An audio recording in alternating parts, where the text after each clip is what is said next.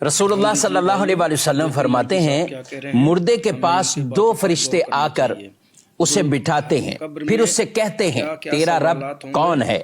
من ربک؟ وہ کہتا ہے ربی اللہ، میرا رب اللہ ہے۔ پھر فرشتے کہتے تیرا دین کیا ہے؟ وہ کہتے ہیں دینی الاسلام، میرا دین اسلام ہے۔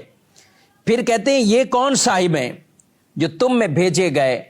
رسول اللہ صلی اللہ علیہ وسلم کے بارے میں پوچھا جاتا ہے تو وہ کہے گا وہ رسول اللہ صلی اللہ علیہ وسلم، وہ اللہ کے رسول ہیں۔ تو فرشتے کہتے ہیں تجھے کیسے پتا چلا؟ یہ پتا کیسے چلا تجھے؟ تو وہ آدمی کہتا ہے میں نے اللہ کی کتاب پڑھی اور اس پر ایمان لایا اور اسے سچا جانا۔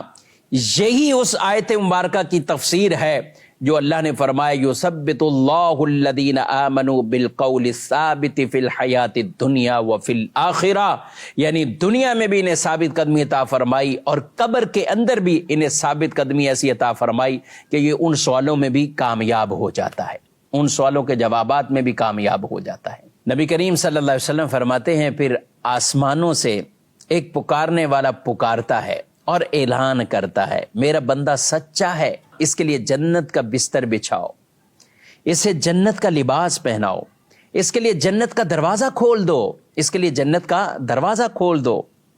چنانچہ اس کے لیے جنت کا دروازہ کھول دیا جاتا ہے، اس تک جنت کی ہوا اور وہاں کی خوشبو آتی ہے، تا حد نظر فراخی یعنی وسعت نظر عطا کی جاتی ہے اور قبر اس کی فراخ یعنی کشادہ کر دی جاتی ہے۔ اس کے بعد رسول اللہ صلی اللہ علیہ وسلم نے فرمایا کفار کی قبر کے اندر، کفار کے پاس جب یہ فرشتے آتے ہیں اور اس کو بٹھاتے ہیں، اس کے پاس بھی روح لوٹا دی جاتی ہے اور یہ فرشتے یہی سوال کرتے ہیں تیرا رب کون ہے؟ وہ کہتا ہے ہائے ہائے میں نہیں جانتا۔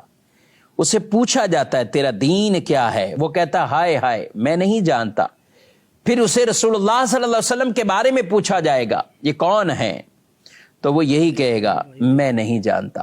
ارشاد فرمایا کہ پکارنے والے کی پکار ایک آسمان سے آئے گی، وہ پکارے گا یہ شخص جھوٹا ہے، اس کے لیے آگ کا بستر بچھاؤ، اسے آگ کا لباس پہناؤ، اس کے لیے جہنم کا دروازہ کھول دو، جہنم کا دروازہ کھول دو۔ کہا کہ پھر اس تک وہاں کی گرمی اور بو آتی ہے اور اس پر اس کی قبر تنگ ہو جاتی ہے، حتیٰ کہ اس کی پسلیاں ادھر کی ادھر اور ادھر کی ادھر ایک دوسرے میں پیوست ہو جاتی ہے۔ اور پھر کہا کہ ایسے فرشتے اس پر مسلط کر دیے جاتے ہیں جن کے ہاتھوں میں لوہے کے ہتھوڑے ہیں اور وہ اس سے مارتے ہیں، اگر اس کی ایک مار پہاڑوں پر پڑ جائے تو وہ بھی مٹی مٹی ہو جائے، یوں اس کو مارا جاتا ہے۔ کہا کہ انسان اور جنوں کے علاوہ مشرق اور مغرب کی ہر چیز گویا کہ مخلوق وہ اس آواز کو سنتے ہیں جو اس کو مار پڑ رہی ہوتی ہے۔ اللہ ہمارے ایمان کی حفاظت فرمائے، ایمان دنیا سے سلامت لے کر چلے گئے، آخرت بھی ان ایمان والوں کے لیے ہے، قبر بھی پیارے محبوب صلی اللہ علیہ وسلم کے جلووں سے روشن اور منور ہوگی، آخرت میں بھی کامیابی نصیب ہوگی۔ تو قرآن پاک کی یہ آیت مبارکہ کہ اللہ ایمان والوں کو دنیا کے اندر بھی ثابت قدمی اور آخرت میں بھی ثابت قدمی عطا فرمائے۔